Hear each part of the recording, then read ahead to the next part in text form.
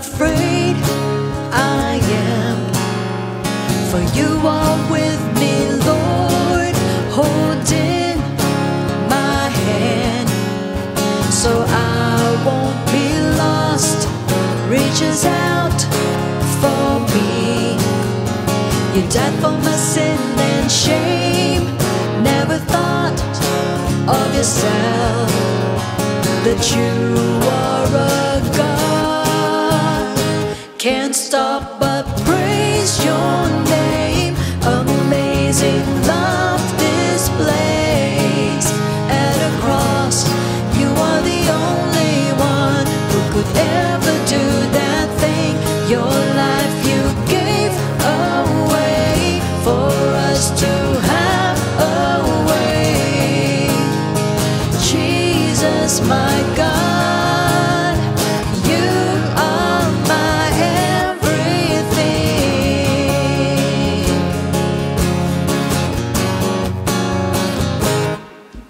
Unafraid I am, for you are with me, Lord, holding my hand, so I won't be lost. Reaches out for me. You died for my sin and shame. Never thought of yourself that you are a God. Can't stop but praise your name. Amazing love displays at a cross. You are the only one who could ever do that thing. Your life you gave away for us to have away. Jesus, my God, you are mine. Can't stop but praise your name. Amazing love displays at a cross. You are the only one who could ever do that thing. Your life you gave away for us to have away. Jesus, my God, you are my everything.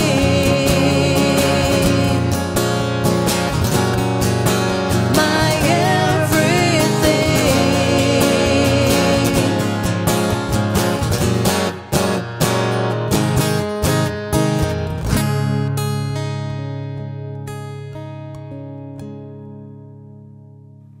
Praise the Lord sa pumapagpalang gabi sa inyo po lahat. On behalf of our beloved Bishop Lou and Pastor Norma, maraming salamat sa pagkakataon na muli makapaghayag po ng kabutihan ng ating Panginoon. At higit sa lahat, salamat po sa ating Panginoon, sa ating pong Diyos na buhay for allowing me to stand before you.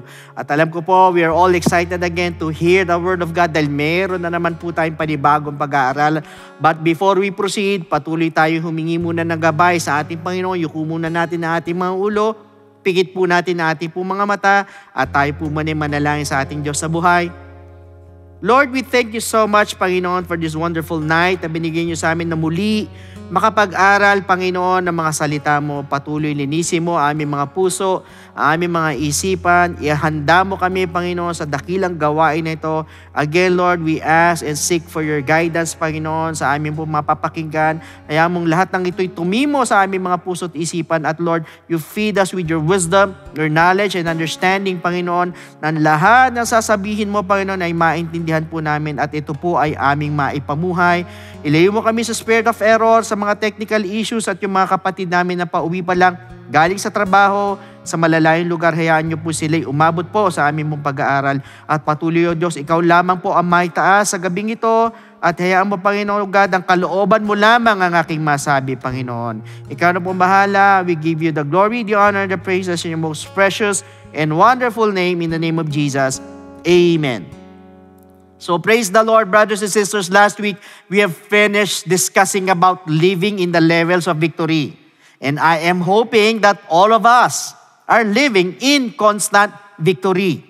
However, tonight, God has given us a new topic to talk about, which is entitled Deal or No Deal. So if we are going to read ang aklat po ng Luke chapter 4 verses 1 to 13, dito po sa mga talatang ito, si Satanas po offers everything. Katulad po ng tinapay or yung bread or yung po tinatawag po yan ng material security, pati po yung fame, and pati po ang world or ang mundo. Kaya lang, you have to worship Him. So He even tempted God that He would commit suicide. O sa madalit sabi, si Satan po offered the Lord 3 deals. But Jesus rejected His offer. So ibig sabihin, He did not accept the deal or Jesus did not make a deal with Satan. Kaya nga po, si Satanas po was almost saying, Jesus, I have offered you 3 conditions or 3 deals. Is it a deal or is it a no deal? Alam po ninyo mga kapatid, he was very persistent, talagang pursigido po yan. But take note, Jesus made no deal with him. At dahil po dito, ano po nangyari? Si Satan po had no alternative but to live. Kaya lang po, he would make a comeback in his time, as found in Luke chapter 4 verse 13. Now, when the devil had ended every temptation, ulitin ko, now when the devil had ended every temptation, he departed from him. Umalis na po siya until an opportune time. So meaning talagang babalik at babalik po yan. However, I just want you to know, if Jesus has been offered a deal by Satan, tayo rin po ay aalukin din po ni Satanas with these deals. But with a condition in exchange of your soul. Yun po ang matindi. Perhaps today, or later, or pwedeng mamayang gabi, or even tomorrow, or even after tomorrow. So talagang pipilitin po ni Satanas na makipag-deal sa'yo as he will offer you a deal of compromise. But take note, wag po tayo makikipag-deal po sa kanya. Bakit ko po sinabi? Because he is a very good liar. Sinungaling po yan. At hindi lang po yan. He cannot be trusted. Hindi natin pwedeng pagtiwalaan dahil hindi po talaga yung mapagkakatiwalaan. Why? Because in John chapter 10 verse 10, the thief does not come except to steal and to kill and to destroy. Kaya talagang hindi po yan mapagkakatiwalaan. That means he is out to steal, to kill, and to destroy. And always remember, pagdating po kay Satanas, never make a business with him. Wag na wag po tayo makikipag-deal po sa kanya. Because in Ephesians chapter 4 verse 27, nor give place to the devil. Wag daw po. Wag natin siyang bibigyan ng partida. Wag natin siyang bibigyan ng pagkakataon para makapasok sa buhay natin. At kung sakali mapahintulot ka or mapasubo ka talaga, ang mangyayari kasi sa dyan, magiging talika na sa kanya or you will be bounded with him. Kaya anong dapat mong gawin pag gano'n na nangyari? Ang sabi sa James chapter 4 verse 7, therefore submit to God. Resist the devil. Ulitin ko, resist the devil. At ano po mangyari? And he will flee from you. Ibig sabihin, you have to cast him out or resist him para lumayo po sa'yo. Bakit? There is a danger if you make a deal or a transaction with him. Ano po gagawin niya? He will deceive you. Sigurado dadayain ka niyan. Alam nyo, he makes a lot of promises. But he will not fulfill them. Because siya po'y isa pong sinungaling. Ang slogan po niyan, promises are pie crusts made to be broken. Could you imagine that? However, brothers and sisters, I just want you to know that Satan will not give up easily on us. Hindi po yan basta-basta susuko. Bakit? Kasi nga po manghihinayang po siya sa iyo eh. Kapag hindi kanya napa-oo or hindi kanya napasagot. Ang tingin niya po kasi sa atin ay mga asset po niya. Tayo po yung, kumbaga sa ano, ang tingin niya, mga riches niya tayo. Tayo po yung mga goods niya na kung ayaw mo man sa kanya, or takasan mo man siya, by obeying God, babalikan at babalikan ka niyan. Habulin ka niyan, tatakutin ka niyan, guguluhin ka, hahaltakin ka niyan, pababalikin ka niyang pilit sa kanya. So, ibig sabihin, hindi ka po niya tatantanan or hindi ka po niya lulubayan. Hindi ka niya titigilan sa madaling sabi.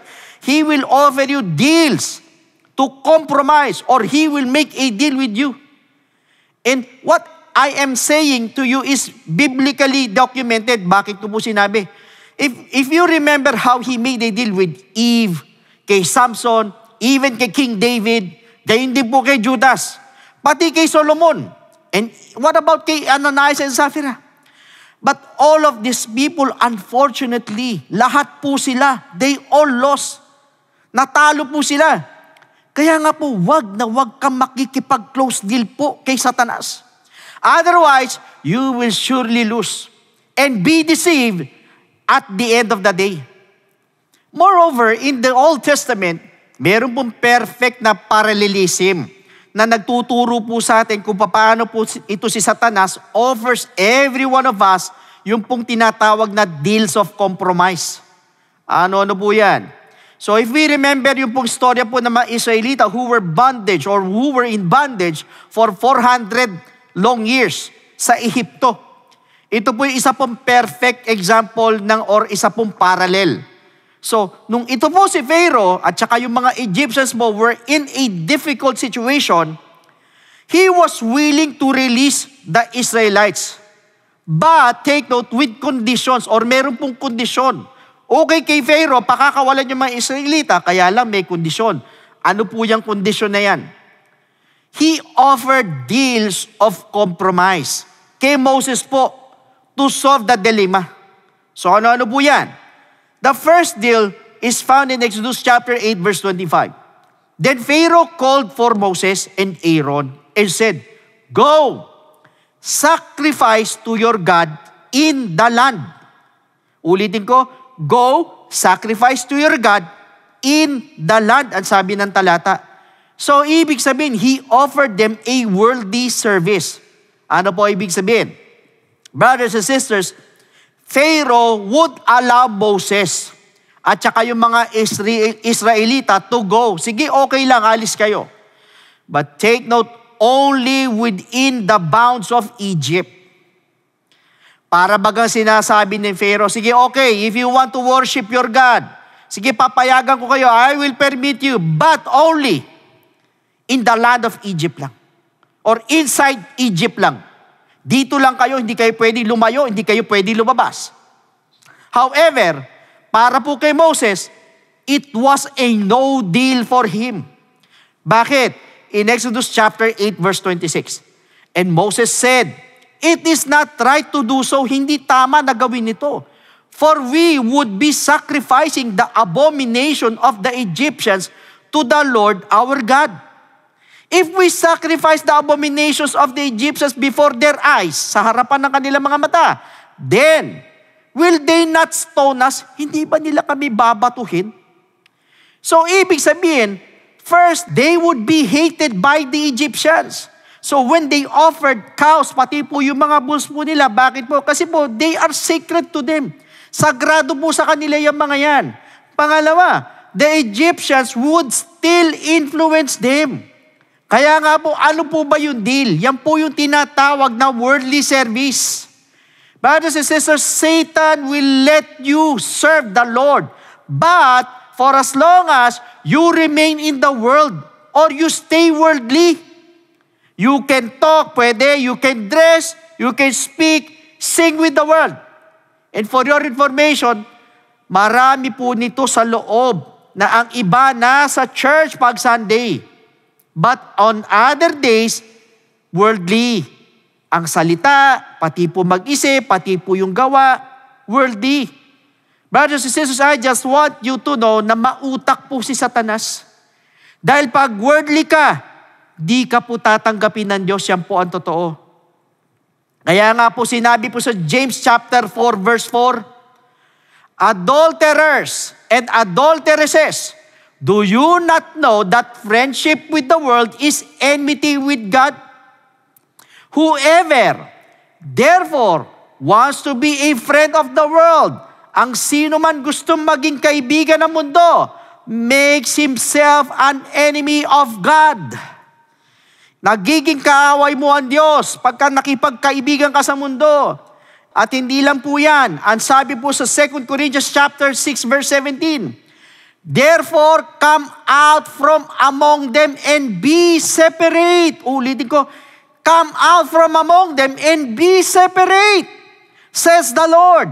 Do not touch what is unclean, and I will receive you. Ang gusto ng Panginoon, humiwalay ka daw sa world. Be separated from the world. Brothers and sisters, napakarampan po ng worldliness. Imagine, instead that we see the church in the world, nagiging baliktad po. We see the world in the church. Could you imagine that? Pagdating po sa fashion or sa attire, sa pananamit, sa mga programa, sa mga pag-uugali, sa pakikipag-usap, akala mo hindi mga Kristiyano, although hindi ko naman po nila lahat.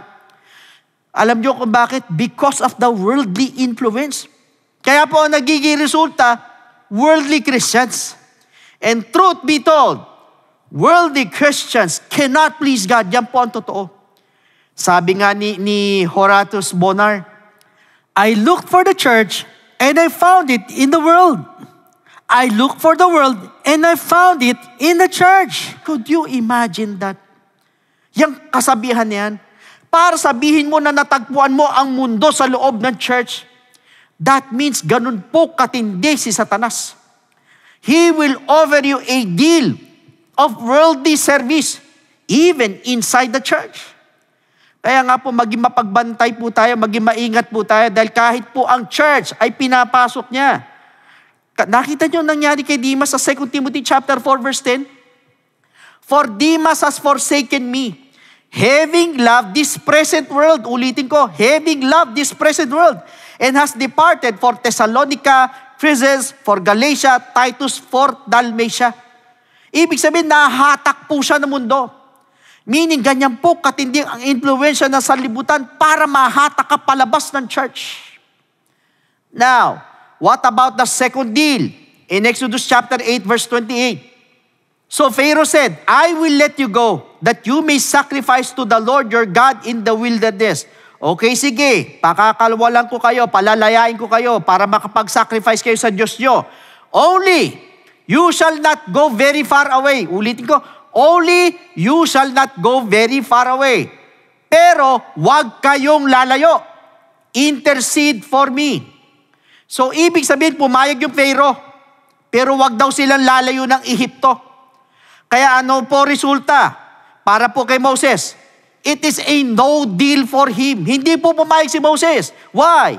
Because in Exodus chapter 8 verse 27, we will go 3 days, journey into the wilderness and sacrifice to the Lord our God as He will command us. That means, ang gusto po ni Moses, 3 araw yung journey nila. Yung lakbay po nila. Ang layo po nito sa Egypt, pero ang gusto po ni Pharaoh ay malapit lang po sa Egypt. Kay Moses, no deal. Hindi pumayag si Moses. Pero ano po nangyari? Pinatigas po ng Diyos ang puso ni Pharaoh. Kaya hindi na naman po sila pinayagan. At ang gusto niya, sa malapit lang po sila. So, ibig sabihin, his second offer is the shallow service. Yan po yung pangalawa niyang offer. So, para bagang sinasabi niya, okay, sige, I'll let you go. Papakawalan ko kayo, palalayain ko kayo. You can serve your God. Pwede kayo magsilbi sa Diyos nyo. But, do not go very far away. Wag kayong lalayo. Alam niyo po, mga kapatid, si Satanas po does not care if you serve the Lord. Wala siyang pakialam. For as long as you are shallow. Ano po ibig sabihin? Pag mababaw ka or mahina ka, mawawala ka pa rin. Meron kang trials perhaps, andun ka, tinitempt ka perhaps, malamang sa malamang, mawawala ka pa rin. Ibig sabihin, pagdating ng bagyo, pagdating ng hangin, pati ng ulan, matatangay ka kaagad. Remember the story in the book of Matthew chapter 7 verses 24 to 28. Basahin po natin. Therefore, whoever hears these sayings of mine and does them, Ang sino man daw makarinig na sinasabi ko at ginawa ito, I will liken him to a wise man who built his house on the rock. And the rain descended, the floods came. Dumating yung baha. And the winds blew and beat on the house. And it did not fall, hindi po bumagsak. For it was founded on the rock. But everyone who hears these sayings of mine and does not do them, ang sino man nakarinig na sinasabi ko pero hindi po nila ginawa, will be like a foolish man who built his house on the sand. And the rain descended, the floods came, bumaha, and the winds blew and beat on the house. And it fell, bumagsak po yung bahay. And great was its fall. And so it was when Jesus had ended these sayings that the people were astonished at His teaching. Ganyan po ang tao o ang Kristiyano. Pag mababaw po, madali kang matangay, madali kang bumagsak, madali kang mawala sa pananampalataya. Bakit? Kasi po, mababaw. That is why, do not ever make a deal with the devil. Wag na wag po tayo makikipagkasundo dyan. Do not be shallow. Do not stay on the shoreline. Ibig sabihin, magpakalalim ka. Magpakalalim ka sa pananampalataya, magpakalalim ka sa salita ng Diyos. Alam niyo mga kapatid, wag po kayo magagalit. Ang iba po kasi ang tagal-tagal na po sa pananampalataya. Pero ang iba, magagalitin pa rin. Ang iba, mainitin pa rin ang ulo. Ang iba, seloso pa rin. Ang iba, chismoso pa rin. Ang iba nga, sumpungin pa rin eh. Or inggitero pa rin. Ang iba, ang sungit pa rin. Ang iba, ang gaspang pa rin ng mga ugali. Matampuhin pa din po. Ang iba naman, matitisurin pa rin. Imagine that. Konting masabihan mo lang, tisod ka agad. Konting masaway mo lang, tampo na kaagad, masama na kaagad ang loob. Imagine, 20 or 30 years na po ang iba sa pananampalataya or more. But it seems like hindi pa rin po nagbabago. Ano po ibig sabihin? You are still shallow or mababaw ka pa rin. Ang iba naman, ang tagal na po sa pananampalataya, pero makunat pa rin po or kuripot pa rin po. Lalo na po sa pagbibigay po ng tithe sa ating Panginoon. Imagine, kinukuriputan mo ang Diyos. Kung si Lord kaya ang kuriputin ka. Alam niyo po mga kapatid, nasabi po sa Luke chapter 6 verse 38, for with the same measure that you use, it will be measured back to you. Kung ano daw yung ginamit mo na panukat, yun din daw ang gagamitin sa yung panukat. Tapos magrereklamo tayo ngayon, pagkakakarumput lang po yung natanggap natin sa ating Panginoon. Samantalang, pinagkuriputan po natin si Lord. So, ibig sabihin, kung gusto mo pala na malaki, wag po natin kuriputin si Lord. Ang iba naman, magpe-pray. Nagpe-pray nga araw-araw. Pero mahaba na po yung 5 minuto sa isang araw. Imagine that. Mas mahaba pa po yung oras sa social media. Pero pagdating sa prayer, napaka-iksi. Dapat po as much as possible, mga kapatid, hindi po bababa sa isang oras ang panalangin po natin every day. Alam niyo pa, mga kapatid, pag gaganyan po, ibig sabihin, shallow pa rin po tayo. Walang iba naman po. Once a month na lang nga po ang fasting po natin. Ano pong ginagawa po na iba? Nagpapas pa. Ang katuwiran po kasi siguro na iba, busy ako, may trabaho ako, may gagawin ako. What if, brothers and sisters, ang Lord po ang maging busy? Tapos ang nangyari, nagka-problema po tayo. Tapos ang ginawa mo, humingi ka ng tulong kay Lord. Tapos ano sasabihin ni Lord sa atin? Pasensya ka na anak ha. Busy kasi ako eh. Bahala ka muna sa buhay mo. Why? Bakit ganyan po ang sabi ni Lord? Kasi wala din po kasi tayong oras sa Kanya. So brothers and sisters, perhaps, sasabihin sa inyo ni Satanas, bro, you can stay on the shoreline. Sige, diyan ka na lang.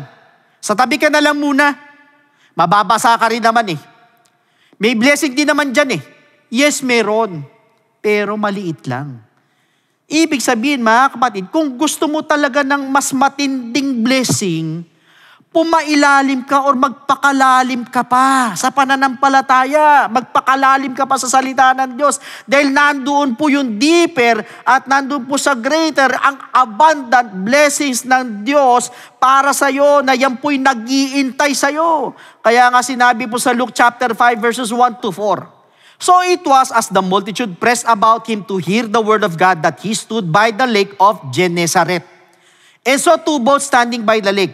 But the fishermen had gone from them and were washing their nets. Naguhugas mo sila ng kanilang mga net. Then he got into one of the boats, which was Simon's. Tumungtong po or pumasok po ang ating Panginoon sa isa po sa mga bangka. And asked him to put out a little from the land. And he sat down and taught the multitudes from the boat. Nagturo na si Lord. When he had stopped speaking, he said to Simon, sabi niya kay Simon, launch out into the deep and let down your nets for a catch. Ulitin ko, launch out into the deep. Yun po ang sabi ng Lord sa kanya. Ibig sabihin, magpakalalim pa po tayo. Launch into the deep. Magpakalalim tayo sa pananampalataya. Bakit nandoon po yung blessing? Nakita po yun nangyari po sa kanila. Nung magpunta po sila sa malalim, doon po sila nakahuli ng maraming isda. Ganon din po sa atin. We go deep. Lalo na po sa salita ng Diyos dahil nandun po ang pagpamala.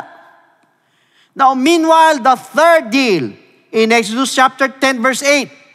So Moses and Aaron were brought again to Pharaoh, and he said to them, go, serve the Lord your God.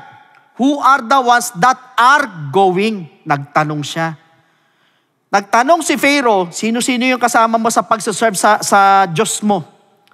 Sa Exodus chapter 10 verse 9, nasabi rito, and Moses said, sagot si Moses, we will go with our young and our old, sabi ni Moses, with our sons and our daughters, with our flocks and our herds. We will go, for we must hold a feast to the Lord. So that means, ang deal po ni Moses, kasama ang lahat ng sambahayan ng Israel. Mula sa bata, sa matanda, sa mga anak na babae, pati sa mga anak na lalaki, together with their flocks, pati po yung mga herds nila. So, ibig sabihin, para po kay Moses, ang deal ay kasama lahat. Everybody is included. Sumagot kayo yung Pharaoh sa Exodus chapter 10 verse 11. Not so. Go now, you who are men, and serve the Lord. Ulitin ko, you who are men, and serve the Lord. Kayo na mga lalaki, sige, magsilbi kayo sa Diyos nyo. For that is what you desire. Yun ang gusto ninyo. And they were driven out from Pharaoh's presence. Brothers and sisters, si Pharaoh po hindi pwedeng kasama lahat. But rather, yun lang daw po mga lalaki. Period na, tapos na dun. So para kay Pharaoh, it is a deal or no deal. So meaning, it is about the incomplete service and to destroy their family. Ano po ibig sabihin? Under greater strain, under greater pressure.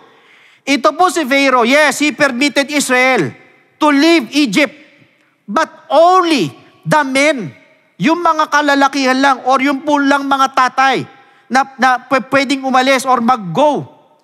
Ano po mapupuna po ninyo? Mautak si Pharaoh. Gusto niya pong sirain yung pamilya. Yung husbands from their wives, yung mga parents from their children. Pero ito po si Moses was wiser because he did not accept the deal. Hindi siya pumayag. Hindi niya inapprove. Ayaw po niya na ang mga tatay lang po ang magsisilbi sa Diyos. But he also wanted the mothers, pati yung children, pati yung grandfather, pati yung grandmother, even the titos and the titas, lahat po yan. Ibig sabihin, he wanted the whole family or the complete family. Yung buong pamilya. In fact, ang sabi po sa Acts chapter 16 verse 31, so they said, believe on the Lord Jesus Christ and you will be saved. You and your household. Ulit ko, you and your household. Ibig sabihin, buong pamilya po or buong household po ay dapat maligtas para makapag-serve po sa Diyos. As Moses wanted all the family members to serve God. Gusto niya po yung full, yung whole, yung total and complete service to the Lord. At ang gusto po niya ay lahat po ay sasamba po at maglilingkod po sa Diyos. Brothers and sisters, alam po ni Moses yung pong kahalagahan ng pamilya. Kaya ayaw niya po na merong maiwan sa Egypt. Ang gusto niya po ay buong pong family ang lalabas po sa Ehipto at magsisilbi or magseserve po sa Lord. Ibig sabihin, alam din po niya yung sinabi ni Joshua or yung sasabihin po ni Joshua. Sa Joshua chapter 24 verse 15, "But as for me and my house, we will serve the Lord."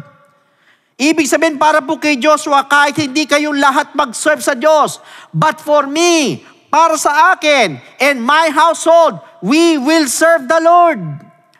That is why sa mga fathers, sa mga tatay po na nakikinig ngayon, do not agree that your wives and your children won't serve the Lord. Huwag po kayong pumayag. Na tuwing Sunday lang, pag Sunday, nasa bahay lang po sila, wala silang ginagawa, or taga-upo po lang, hindi man lang mag-participate sa mga activities po ng church, huwag po kayong pumayag. Likewise sa mga nanay, do not let your husband stay at home, lalo na po during Sundays, or do nothing for God. Alam niyo mga kapatid, napakarami pong pwedeng gawin para po sa Diyos, para po sa church, para makapaglingkod po sa Lord. At sa mga anak naman po, wag po kayong pumayag that your father, your mother po does not serve the Lord. At kayo din po mismo, dapat habang bata pa po kayo, matuto po kayo maglingkod sa Diyos. Ibig sabihin, the whole family should go to church, should praise the Lord, should worship the Lord, should listen to His words, should pray to the Lord, and most of all, should serve the Lord. Buong pamilya dapat naglilingkod po sa Diyos.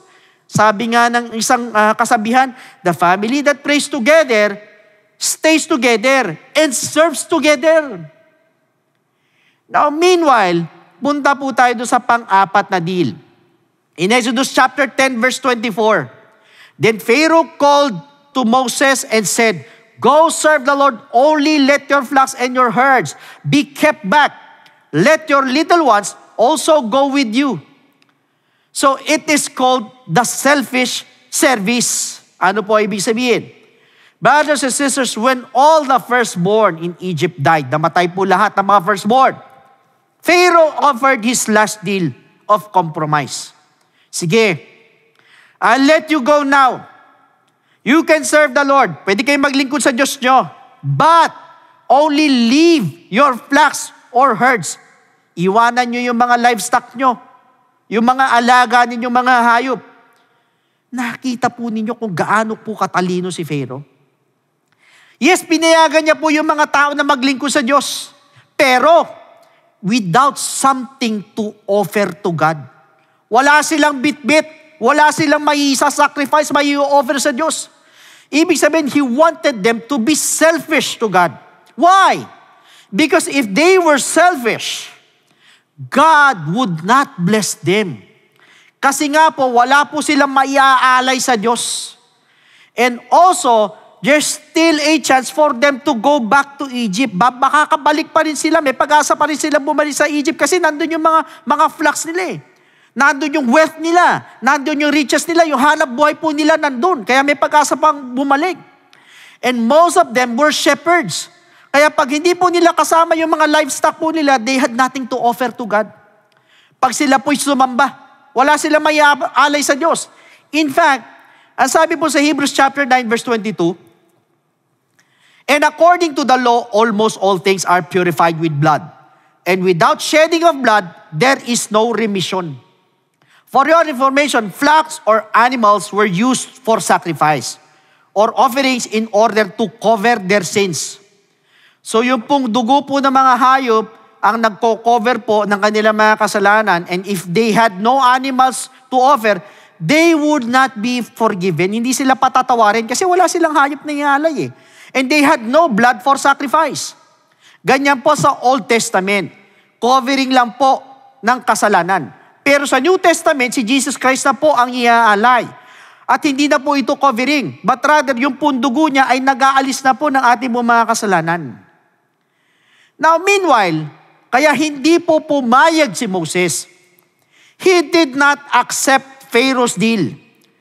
It was a no deal for him. For your information, sa Old Testament po, bawal po pumunta po sa templo na wala pong handog, wala kang alay. And in our modern days, we can consider our tithes and offerings as an offering to God. However, in Romans chapter 12, verse 1, I beseech you, therefore, brethren, by the mercies of God, that you present your bodies a living sacrifice. Ulitin ko, that you present your bodies a living sacrifice, holy, acceptable to God, which is your reasonable service. Brothers and sisters, here Apostle Paul clearly said that our body must be offered to God, or a living, i-present natin as a living sacrifice to God. Pero ang requirement is that this body must be holy, and one of the meanings is that despite ng ating po mga sufferings, yung ating po mga pain, yung ating po mga severe trials, we remain holy in the sense that we do not complain. Hindi tayo nagre-reklamo. Hindi tayo nagmamurmur, or hindi tayo nagdududa sa kanya po mga salita despite of all these trials in life. So, nananatili pa rin po tayong righteous by displaying our trust and faith sa ating po Diyos sa buhay. And we still render our service to the Lord Jesus Christ. Kaya nga po sa Romans chapter 12 verses 6 to 8, having then gifts differing according to the grace that is given to us, let us use them. Ulitin ko, let us use them. Gamitin daw natin sila. If prophecy, let us prophesy in proportion to our faith.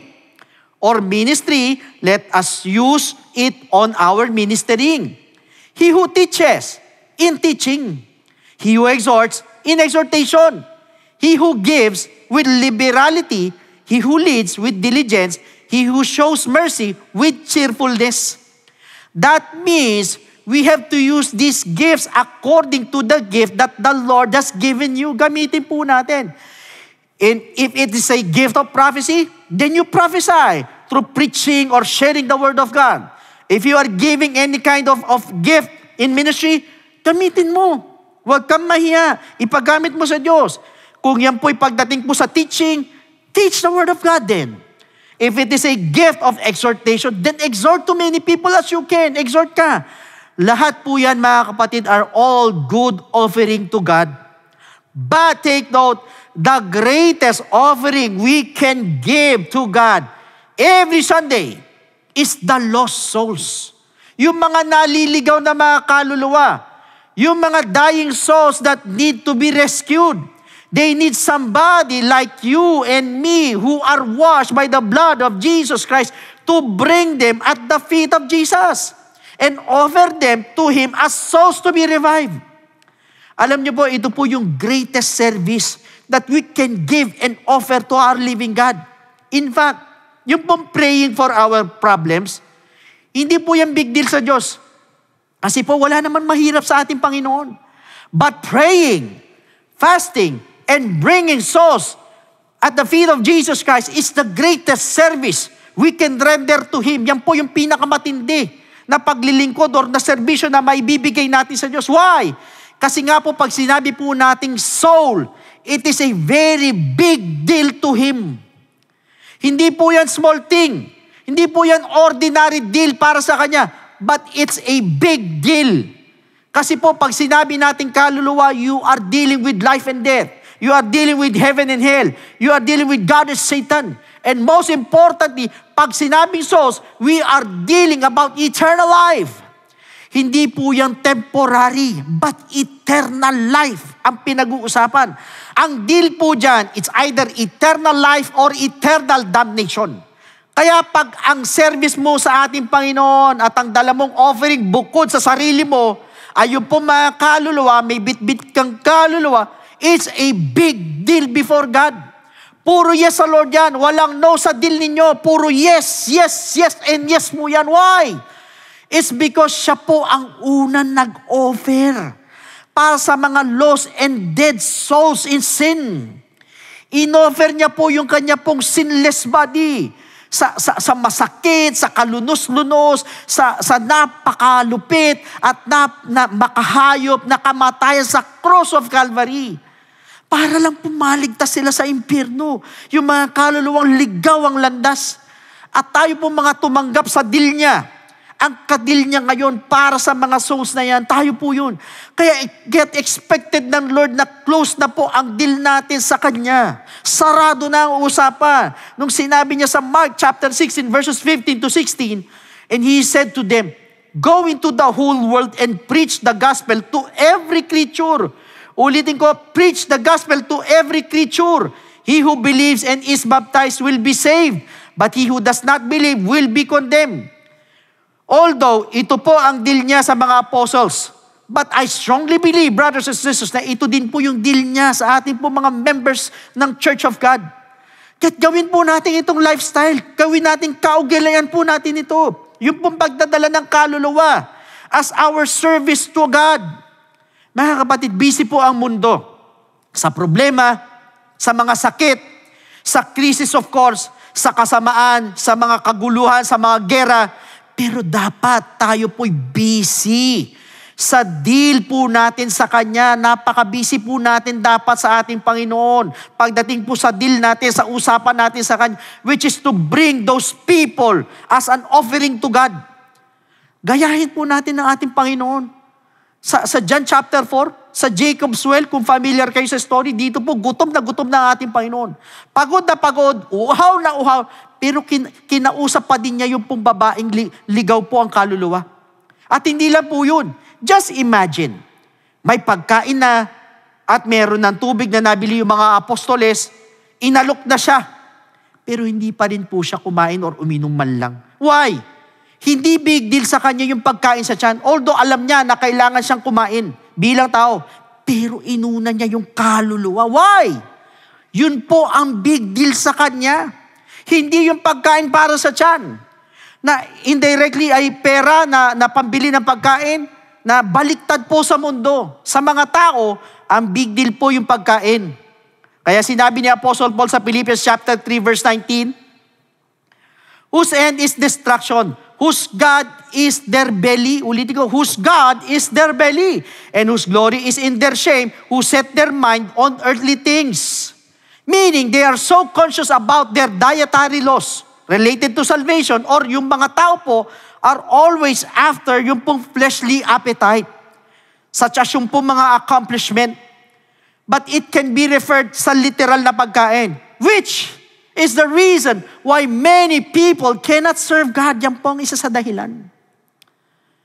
Perhaps with their job, para may pambili ng pagkain, at takot mabawasan po ang sweldo o ang kita, that is why ang priority po ng iba is yung pong pera, to have food para sa tiyan. Hindi ko po sinasabing masama, but there are times, mga kapatid, especially pag isa pong kaluluwa, paalis na for example, you have to spend time with them. Share them the gospel of salvation. Samantalahin po natin. Alam niyo po, this is a big deal to God as far as the soul is concerned. Ibig sabihin, ganun po katindi ang Lord pagdating sa kaluluwa. At ang pinakamatindi ay yung pong ginawa niya habang nakapako sa krus. Imagine kung gaano po kagrabe yung sakit, yung hapdi, yung kirot na nararamdaman niya. Mula ulo hanggang paa. Yung kahihiyan, pero nakapagligtas pa rin po siya ng kaluluwa. Na isang magnanakaw sa krus habang nasa ganong kalagayan. Why? Big deal po sa kanya pag sinabing soul. Ang pinag-uusapan. Pag sinabing kaluluwa, big deal po sa Diyos yan. That is pag sinabing service with offering, the greatest is bringing the lost and dying souls to God. And it is a big deal before Him. So brothers and sisters, these are the 4 deals offered by Pharaoh to Moses. However, hindi po niya tinanggap. He knew that if he would accept it, magko-compromise po siya. At sa bandang dulo, or sa dulo, matatalo, or mapaparusahan.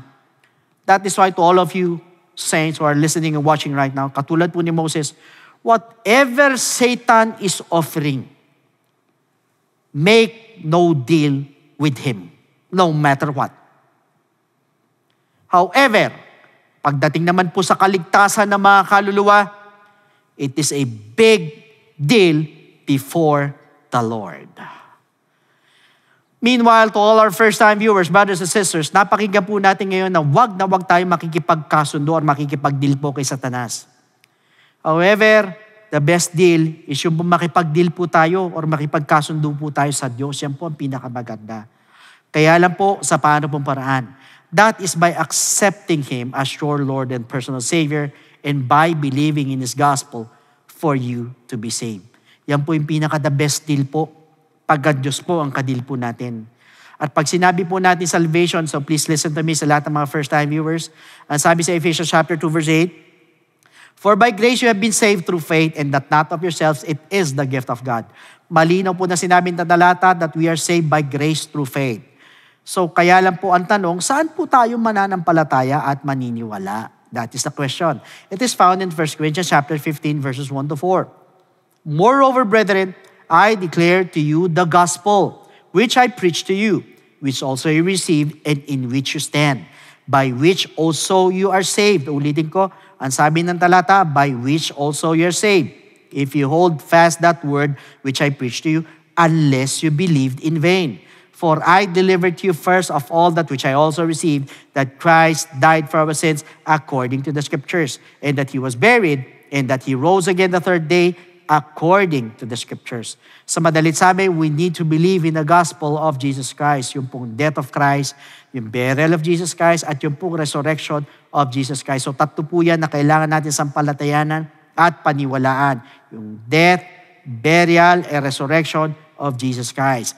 Kaya lang po ang tanong, is believing enough? Pag tayo po ba'y nanampalataya, tayo naniwala, ay wala na po tayong gagawin, tutulok na po tayo doon, or hihinto na po tayo doon.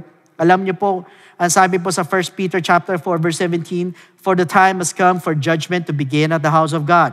And if it begins with us first, what will be the end of those who do not obey the gospel of God?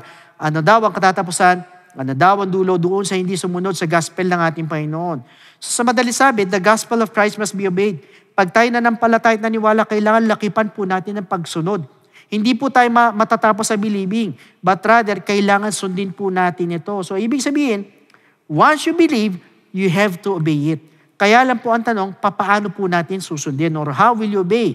It is found in the book of Acts chapter 2 verse 38. Then Peter said to them, repent and let every one of you be baptized in the name of Jesus Christ. Ulitin ko, let every one of you be baptized in the name of Jesus Christ. Bautismoan daw sa pangalan ni Jesucristo, hindi po sa ibang pangalan or kung kanino man pangalan, kundi sa pangalan ni Jesus Christ for the remission of sins, and you shall receive the gift of the Holy Spirit. Now, first is repentance. Tayo po ay magsisisi po ng ating po mga kasalanan. We're going to ask for forgiveness. We're going to confess our sins at naniniwala po ako. Kahit pakiramdam mo, ang dami mong kapalpakan, ang bigat na nagawa mong kasalanan sa ating Panginoon, or ikaw na yung pinakamasamang tao sa balat ng lupa, yun kung yun man ang iniisip mo.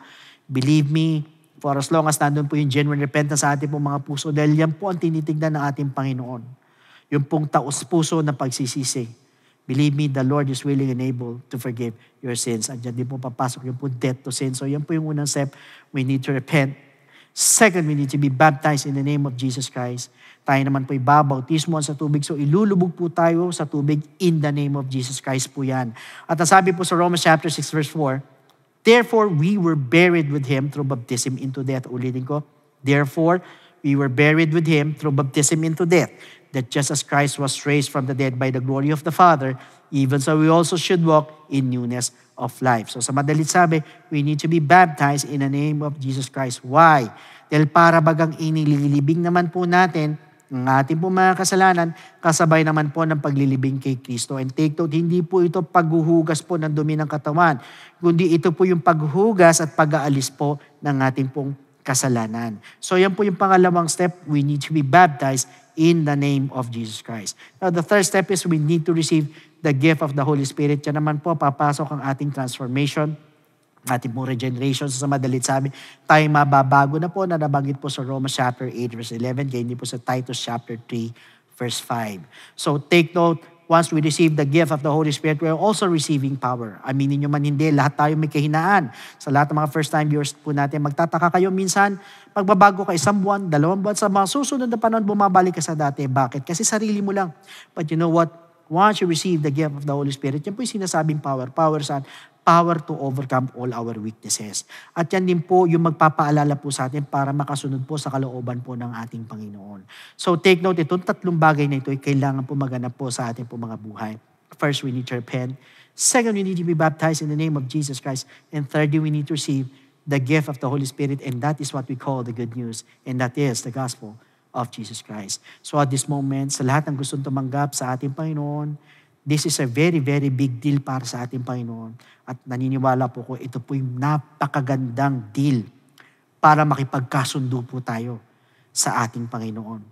Kaya samantalahin po natin while the Lord is offering us this very nice deal. So sa lahat po ng gustong tumanggap sa ating Panginoon, pwede po ba na itaas po ninyo yung dalawang kamay bilang tanda ng pagsuko? Yuko po ninyo yung mga ulo. At habang binabanggit po ninyo ang panalangin ito, nandun na tayo po humingi ng tawad sa ating Panginoon.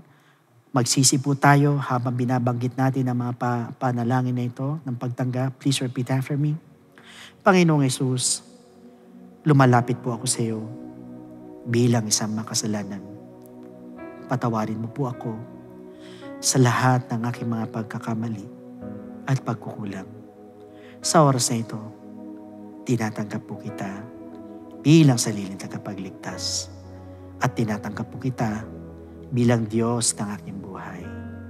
Naniniwala po ako na ikaw ay namatay, ikaw ay nilibing, at sa ikatlong araw ay nabuhay na magmuli. Tulungan mo po ako makapagsimula ng bagong buhay at idagdag mo po ako sa iyong kaharian. Maraming salamat po sa pangalan ni Jesus. Amen. Yan po yung first step. Para sa pangalawang step po, andyan po yung mga telephone numbers po natin. Pwede po kayong tumawag dyan para makapagpa-schedule po tayo ng water baptism. Otherwise, andyan po ang ating pong FB page. Iwan lang kayo ng mensahe para masagot po namin to give you further instructions. Sa pagkakataong ito, bilang pagtatapos, muli tayo po yung manalangin sa ating Panginoon. Yuko natin ang ating pong mga ulo. Lord, we thank you so much for this wonderful message na binigay niyo po sa amin. Salamat sa reminder, Panginoon, na wag po kami makikipag-deal kay Satanas. But the greatest deal that we could do is makipag-deal kami sa inyo. Higit sa lahat, Panginoon, alam namin na big deal po sa inyo yung po makapagdala kami ng mga kaluluwa sa paanan mo. Kaya tulungan mo po ang bawat isa po sa amin na magampanan po namin ito, magawa po namin ito na every Sunday, Panginoon o God, ay may bit-bit kami mga kaluluwa na alay namin para sa iyo, Panginoon. Hayaan mo, Panginoon, samahan mo kami sa aming mga pang-araw-araw na buhay at ang lahat na aming napakinggan ay maipamuhay po namin, Panginoon, and we look forward sa susunod na linggo sa mga ituturo mo pa po sa amin. Muli, binabalik namin sa iyo lahat na kadakilan at kapurihan in your most precious and wonderful name and claiming the victories in our lives today. In Jesus' name, amen. So once again, God bless every one of you and to God be all the glory.